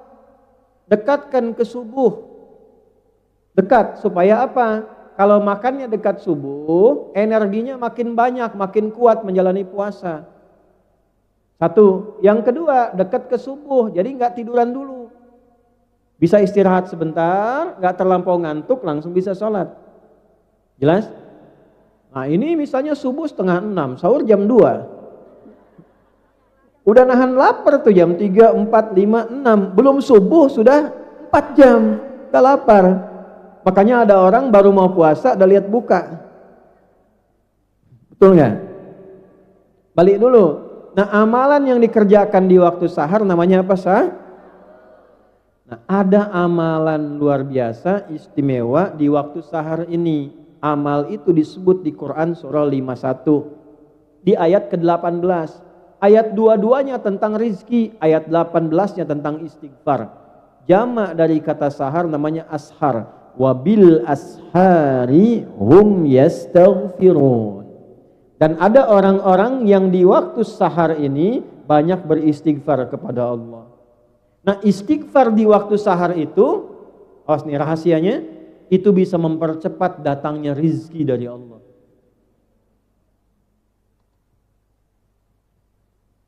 Sudah? Jadi ayat 18-nya tentang istighfar, ayat 22-nya tentang rizki. Jadi kalau bisa, ya malamnya bangun dulu, tadi jam 5 kurang seperempat, jam 5-nya sholat walaupun 2 rakaat. Setelah itu witir, istighfar. Apa kalimat istighfarnya? Bacaannya apa? Nah, sebentar. Kalau mau singkat, satu aja. Astaghfirullahaladzim. Astaghfirullahaladzim. Astaghfirullahaladzim. Sudah? Kalau ingin istighfarnya itu sekaligus menggugurkan dosa, diampuni dosa-dosa yang sebelumnya pernah dikerjakan. Ini ada ijazahnya langsung dari Nabi nih. Astaghfirullahaladzim alladzi la ilaha illa huwal hayyul qayyum wa atubu. Bagus. Itu ya. Kalau bisa astaghfirullahaladzim alladzi la ilaha illa huwal hayyul qayyum wa atubu ilaih. Jelas? Baca itu sampai datang waktu di alarm aja. Kasih alarmnya azan misalnya, karena kan jarang terdengar sampai ke rumah kan. Baik. Nggak ada azan kan? Dan ibu nggak harus azan sendiri. Allahu Akbar. Pakai aja suara alarm pas jam sekian azan. Berhenti, siap-siap waktu Coba mulai praktekkan. Lagi sudah masuk bulan Rajab nih, praktekin. Ya, siap? Nah, nanti lihat setelah itu perbedaannya seperti apa. Yang kedua, ada istighfar yang dilakukan saat berbuat salah. Nanti dalilnya Quran surat Nuh ayat 10. Faqultu astaghfiru rabbakum innahu kana ghaffara. Tuh lihat setelah itu, yursilis samaa 'alaikum bidrara wa yumdidkum, melipat gandakan harta. Istighfar. Jadi kalau sedang salah, langsung istighfar. Salah lihat, istighfar, astagfirullah. Ya, yang bapak-bapak biasanya nih. Luar jalan, lagi musim panas tuh, astagfirullah. Astagfirullah tuh langsung paling ya, astagfirullah. Astagfirullah. Nah itu dibalas oleh Allah, diperintahkan malaikat catat, ganti dengan rizki. Jadi berpaling dari yang salah, diberikan yang soleh. Dan ternyata tambahannya, ditambahkan rizki oleh Allah. Itu rahasianya tuh. Jadi istighfar, taubat dari kesalahan, taubat dari dosa, itu mendatangkan ampunan sekaligus pemberian rizki. Nah, 1 istighfar menjelang 2 istighfar saat berbuat 3 istighfar dalam setiap kesempatan. Tidak dibatasi waktu. Misal nunggu ustadz kajian banyak istighfar, astagfirullah, astagfirullah, astagfirullah. Di jalan perjalanan istighfar, astagfirullah, astagfirullah, astagfirullah. Yang ketiga ini yang paling dahsyat. Kalau sudah terbiasa pada yang ketiga, maka datanglah cinta Allah. Itu Bu, kalau Allah sudah cinta, belum minta sudah dikasih. Ibu kalau ada anak yang sangat dicintai, dikasih apa aja kan? Belum minta sudah diberi kan? Itu kalau ada hamba Allah rajin istighfar, tanpa batas, tanpa waktu, jangankan meminta, sebelum minta yang dia butuhkan Allah kirimkan. Jadi ada, sekaligus saya tutup sebentar, ada satu orang pembuat roti, dia rajin istighfar, bikin roti istighfar, bikin adonan istighfar, istighfar terus kan. Tiba-tiba ada seorang ulama besar sekali, namanya Imam Ahmad bin Hanbal. Ada yang menyebut Imam Hasan al-Basri, tapi semua orang sepakat ulama, hanya beda tentang siapa namanya. Intinya ulama besar ini tiba-tiba datang ke daerahnya, pengen datang aja, karena capek, lelah, singgah di masjid Bu. Begitu tiduran, ya di situ viral, ulama besar viral, tapi nggak pernah lihat orangnya. Karena dulu kan nggak ada YouTube, nggak ada Facebook, nggak ada Instagram, ya, nggak ada TV. Jadi tahu namanya, tapi tidak pernah lihat orang. Begitu kemudian beliau sedang rebahan di dalam masjid, itu diusir oleh marbotnya. Kamu nggak boleh rebahan di sini. Padahal marbot itu dengar ulama besar, tapi belum telah lihat orang. Dan ulama ini saking tawadunya, nggak bilang, saya ini ulama besar loh, gitu enggak. Keluar, tiduran di luar, di pelataran masjid, diusir juga, nggak boleh di sini, keluar. Roh, katanya, roh. Ya, roh itu bahasa tertinggi. Kalau orang marah, orang Arab minta pergi, pertama idhab, pergi. Yang kedua barwah itu di luar, keluar sana. Yang ketiga roah itu dari kata roh, pergi dengan roh-rohnya sekalian. Roh katanya. Ayo Allah roh, pergi. Rohnya pun jangan tinggal, pergi. Katanya. Itu begitu ulama besar ini keluar jalan, tiba-tiba kelihatanlah di tempat toko yang tukang roti tadi sedang bikin adonan. Nah tukang rotinya lihat lelah kan, dipanggil, Syekh, kayaknya lelah, istirahat di sini saja. Nah begitu sedang istirahat, singkatnya ulama ini melihat si pembuat roti ini sering istighfar. Ulama ini tahu, faidahnya tahu, manfaatnya tahu, tapi ingin membuktikan di lisan pembuat roti ini, bertanya, ya fulan, aku lihat tadi kamu bikin adonan istighfar, jadi roti istighfar. Saya hanya ingin tanya, apa manfaat istighfar ini untuk kamu? Kata pembuat roti ini kisah nyata. Wallahi demi Allah, tidak pernah saya membiasakan istighfar ini kecuali Allah selalu mengabulkan doa saya. Tidak pernah satu doa pun ditolak, kecuali satu yang belum terkabul. Apa itu? Saya selama ini minta kepada Allah, ya Allah, mohon pertemukan saya dengan sosok ulama besar, sebutlah misalnya Imam Ahmad bin Hanbal, sebelum saya meninggal atau beliau wafat. Langsung terperanjat ulama ini, berdiri mengatakan, astagfirullah. Jadi karena istighfar kamu ini, saya tiba-tiba pengen kesini, dikeluarin dari masjid, nggak boleh rebahan di luar masjid, katanya, karena istighfar kamu ini. Barulah si tukang roti itu tahu ternyata ulama yang diantarkan ke depannya itu hasil dari istighfar. Jadi kalau Ustadz Muhaimin jarang-jarang datang, istighfarin tuh. Astagfirullah. Saya diistighfarin. Jelas? Nah, minimal kalaupun belum ada yang kita harapkan, minimal ada hati yang Nah, tuh bentuk zikir yang pertama. 2, Al-Quran. Apa yang kedua? Biasakan ngaji ya.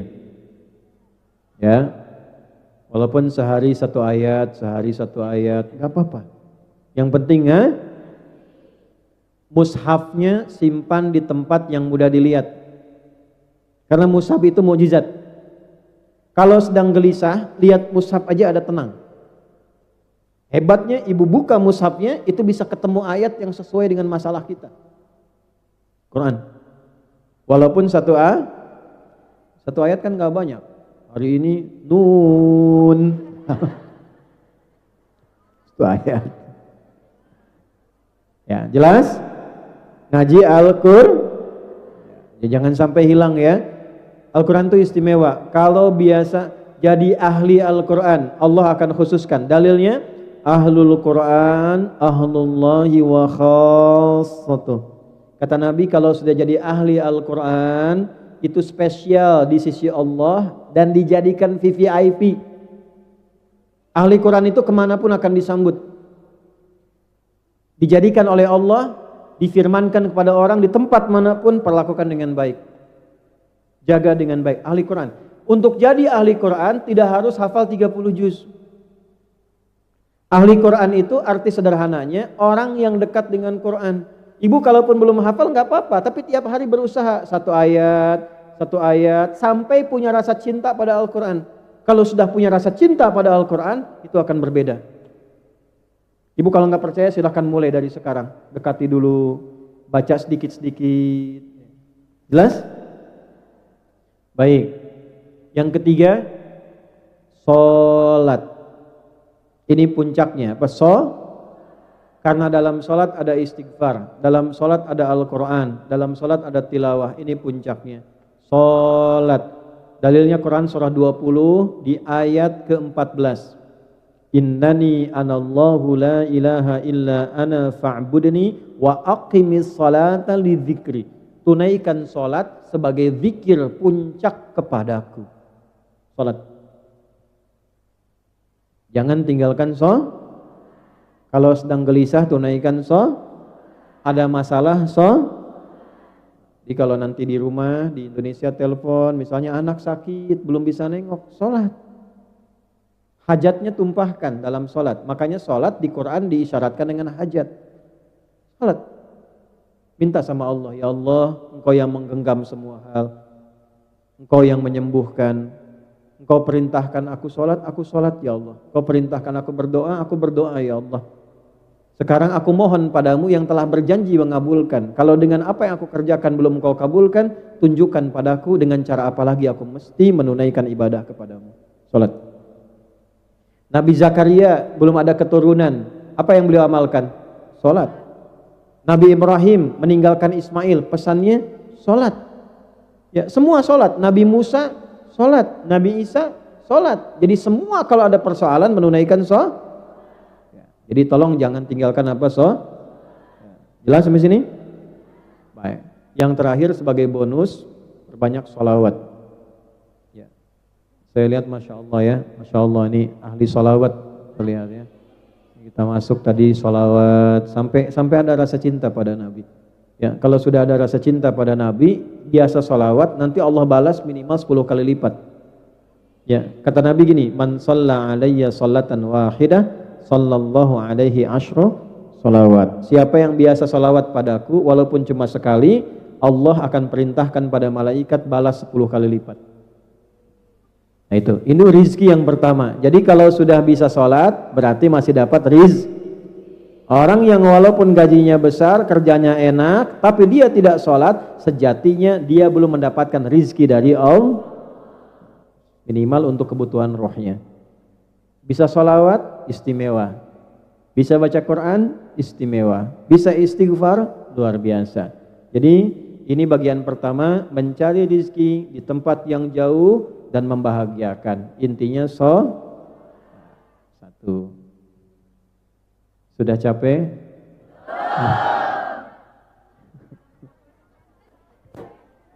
7 menit lagi ya. Duhur jam berapa duhur?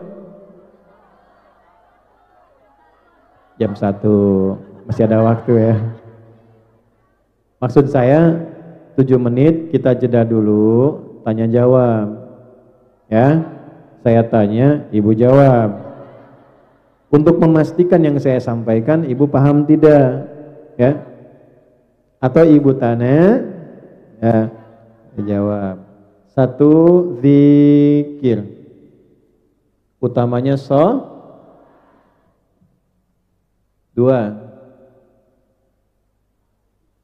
Sudah. Mencari rizki untuk akal. Ini harus berfungsi. Nih agak dalam Bu ilmunya ya. Kalau akalnya bekerja, nanti fisiknya mudah tugasnya. Dimanapun ibu bekerja. Kalau ilmunya nambah, nanti kerja fisiknya ringan. Apa amalan untuk rizkinya akal? Yang pertama, rajin baca. Ya, rajin baca. Apa saja yang bermanfaat? Tugas ibu apa misalnya? Oh, saya di rumah nih tugasnya sebagai asisten. Ada nggak sahabat-sahabat Nabi yang pernah jadi asisten? Ada. Siapa contohnya? Ya, coba angkat tangan. Siapa? Sahabat Nabi yang pernah jadi asisten. Bilal. Siapa lagi? Ali bin Thalib. Siapa lagi? Terus Anas. Coba angkat tangan. Sudah, ini serius nih. Dapat hadiah nih. Udah waktu habis deh. Pendek sekali nih. Baru mau nyebut umur waktunya habis. Nih, saya kasih satu aja. Asisten Nabi itu ada yang anak-anak remaja ada yang dewasa ada. Di antara yang dewasa itu ada yang namanya Anas bin Malik. Itu dari remaja sampai dewasa, kurang lebih 20 tahun mengasisteni Nabi. Tahu nggak apa yang terjadi? Anas ini punya ibu namanya Malikah. Pelan-pelan ya. Ibunya siapa namanya? Single parent. Datang ke Nabi mengatakan, "Ya Rasulullah, saya punya anak cekatan nih. Bisa jadi asisten Nabi." Oleh Nabi diangkat jadi asisten. Jadi asisten Nabi selama 20 tahun. Didoakan oleh Nabi umurnya panjang, hartanya berlimpah. Sepeninggal Nabi termasuk jadi sahabat yang kaya, orang kaya, umurnya panjang, keturunannya banyak. Anda bayangkan? Kebayang tidak? Tidak, saking dahsyatnya itu. Ya, tugas asisten jadi asisten rumah tangganya Nabi selama 20 tahun, sepeninggal Nabi, termasuk jadi orang paling kaya, umurnya panjang lewat 100 tahun, keluarganya sejahtera. Nah, apa yang dikerjakan oleh Anas ini? Beliau menghidupkan akalnya, belajar dari keistimewaan Nabi. Jadi kalau ada ibu yang bertugas misal ya, di rumah tertentu, atau di kantor tertentu, di pabrik tertentu, jangan hanya mengerjakan tiap hari begitu, belajar juga apa sih profesi dari majikan saya ini. Ya, pelajari kegiatannya, pelajari misalnya ilmunya sedikit-sedikit dengan bertanya, nggak apa-apa, nanya aja. Sambil mengerjakan apa yang dikerjakan, nanya pelan-pelan. Nanti tanpa disadari, setahun itu punya pengetahuan yang cukup meningkat, bakatnya naik. Sudah paham apa yang harus dikerjakan. Nah, kalau akalnya itu meningkat, biasanya pekerjaan fisiknya jadi berkurang. Atau yang kedua, minimal baca. Ya, baca apa aja, baca supaya pengetahuan meningkat. Apa yang dibaca, yang kita butuhkan. Misal, tinggal nih di Hong Kong, baca peraturan-peraturan di Hong Kong, tempat-tempat di Hong Kong dan sebagainya. Jadi kalau misalnya ada nih koleganya majikan dari luar datang, Anda bisa cerita, ini ada tempat bagus, di sini begini. Kalau yang di sini tempatnya begini, aturan di sini begini. Itu ketika pengetahuan kita makin banyak, derajat kita makin meningkat. Dia cukup dengan amin, baca. Yarfa'illahu alladhina amanu minkum walladhina utul ilma. Tambah pengetahuannya, tambah ilmunya. Ibu tinggal misalnya puluhan tahun, belasan tahun, atau bertahun-tahun di Hong Kong, tapi nggak kenal daerah Hong Kong. Kenali dulu, tak kenal maka ta'aruf. Tidak harus selalu sayang. Ibu kenal suami tetangga kan tidak langsung sayang, itu kan nggak boleh. Ta'aruf, kenali, ta'aruf tuh kenali, ya, jelas? Di akal itu rizki akal dengan ilmu diraih dengan membaca dan pengalaman. Yang kedua ilmu, tambah belajar. Ya, di masjid ada pengajian, datang belajar, bahas, jangan tinggi-tinggi bahasnya, fikih sekitar yang dibutuhkan saja. Pekerjaan ibu apa? Kerjasama dengan panitia pengajian, undang ustadz-ustadz menjelaskan yang ibu butuhkan. Jangan bahas tinggi-tinggi. Ini kerja udah jauh-jauh ke sini, pekerjaan bahas tentang kepemimpinan, kejauhan. Kejauhan. Ya, misalnya tinggal di minoritas, menjaga waktu sholat, bergaul dengan tetangga yang non muslim seperti apa yang baik, gitu ya. Jelas? 3 masuk pada yang fisik nih. Amalannya apa nih yang ilmu? 1 doanya saya coba ajarkan doa dari Al-Quran ya. Ini ijazahnya. Singkat saja.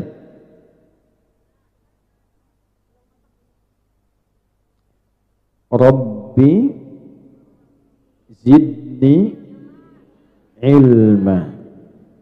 Sudah? Rabbi zidni ilma. Sampai situ dulu ya. Wa qur rabbi zidni ilma. Itu aja. Rabbi zidni ilman. Rabbi zidni ilman. Kalau mau ngaji, baca itu dulu. Rabbi zidni ilma. Kalau mau tambahkan warzuqni. Ya Allah, tambahkan padaku selalu pengetahuan dan berikan kemampuan untuk memahami. Karena ada yang nambah ilmu tapi tidak paham. Itu bahaya. Pelan-pelan. Jadi yang kedua, rizkinya akal itu dengan Jadi selama di Hong Kong pelajari tempat-tempat, ibu catat. Tempat ini ada ini, beli ini ada di sini. Nanti kapan-kapan misalnya ada tamu, ada siapa, atau ada kolega dari tuan rumah, nanya-nanya, ditanya, kita nggak kaku, tahu. Jelas? Nah, itu kalau sudah seperti itu, dianggapnya level kita naik nantinya. Nah, kalau sudah naik pengetahuan banyak, ibu bisa mencari tempat yang lebih lagi yang sesuai dengan pengetahuannya. Rizkinya pun akan otomatis naik. Jelas sampai sini? Kalau bukan ibu, siapkan anak-anaknya. Anda boleh bekerja apapun, tapi siapkan anak memiliki derajat yang lebih tinggi dari orang tuanya. Jangan sampai anak putus sekolah. Kalau bisa sekolahkan yang tinggi, sampai sarjana, sampai lulus, dan itu ada kebanggaan luar biasa. Ya. 3. Rizki yang sifatnya fisik ini.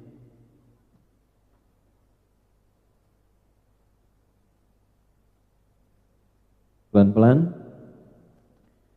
Saya cek dulu untuk memastikan rizkinya roh apa itu? Zikir. Rizkinya akal? Ilmu. Tadi sudah ya, amalannya sudah, bacaannya sudah. Rizkinya fisik. Sekarang masuk pada bagian yang ketiga. Segala yang dikonsumsi yang sifatnya halal.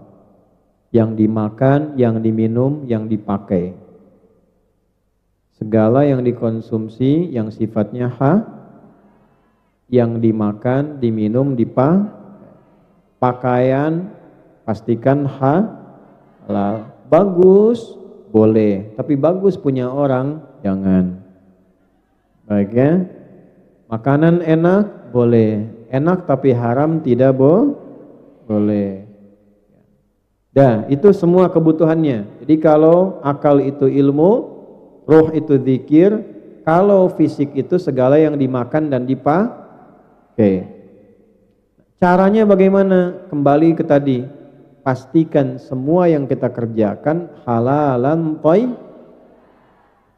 dan baik.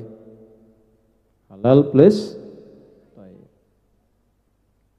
Nah, disinilah ibu keluarkan nanti dengan pengajian kan biasanya banyak ya pengajiannya. Nah, keluarkan coba cari bentuk pengajian yang materinya, yang diajarkannya mengeluarkan yang ini, yang thayyib yang ada di Hong Kong apa saja. Kalau belum ada, usahakan bikin ada. Misal, ini kan 170.000 kurang lebih. Tadi malam bahkan saya dapat data 185.000 orang Indonesia yang ada di Hong Kong. Kalau misalnya 80% itu muslim, butuh makan kan? Ya, kenapa nggak diupayakan misalnya bikin kayak kantin untuk orang-orang Indonesia yang muslim misalnya. Cari makanan yang halal. Artinya ada peluang kan? Peluang untuk masak, peluang untuk bikin restoran, peluang untuk macam-macam kebutuhan. Ini kan butuh berpakaian yang bisa digunakan untuk sholat kan? Berarti ada peluang kan? Peluang untuk jual pakaian yang baik, yang syar'i dan sebagainya. Ada perangkat-perangkat yang bisa digunakan. Nah, itu apa yang bisa dilakukan? Kalau tidak dengan komunitas ini, bisa berkomunikasi dengan yang Hongkongnya siapa? Bekerja sama dan sebagainya. Nah, di luar itu, hal-hal yang umum silahkan cari. Ya, dicek. Makanya tadi saya katakan yang nomor 2 itu, kenali di sini mana saja pekerjaan yang halal, mana saja pekerjaan yang thayyib. Ada yang sifatnya halal tapi belum tentu thayyib. Ada yang thayyib tapi belum tentu maka dicari halalan thayyib. Jelas sampai sini? Nah, ini ya. Ini sudah saya terangkan tadi cara mencarinya. Kalau 3 ini digabungkan, maka hasilnya luar biasa. Ya, bekerjanya halal, thayyib, salatnya iya, zikirnya iya, ngajinya iya, belajarnya iya. Maka disinilah bertemu janji Allah di Quran surah Al-Mujadalah surah 58 di ayat yang ke-11. Yarfa'illahu alladhina amanu minkum walladhina utul ilma darajat. Allah akan angkat derajat, status, tanpa ibu harus update status. Mau di Facebook, mau di Instagram, mau dimanapun, Allah yang update langsung, diangkat statusnya sepanjang syarat ini terpenuhi. Imannya dijaga, ilmunya bertambah. 2 ini dipakai mencari rezeki, maka kebahagiaan itu tidak harus dikejar, dia akan datang dengan sendirinya. Ya kan? Jadi mulai hari ini Anda bisa buat status bahagia itu sederhana ketika aku kenal Allah. Nah, ya? Kan orang banyak bahagia itu sederhana, bisa minum teh di atas gunung Rinjani, ya kan? Naiknya aja susah gitu kan? Bahagia itu sederhana, bisa makan nasi uduk di atas menara Hongkong, ya kan? Datangnya jauh. Ya, bahagia itu sederhana ketika aku bisa sholat. Bahagia itu sederhana ketika lisanku bisa berzikir. Bahagia itu sederhana ketika pekerjaanku halal dan thayyib. Maka silahkan rasakan bedanya, bedakan rasanya dan pasti terasa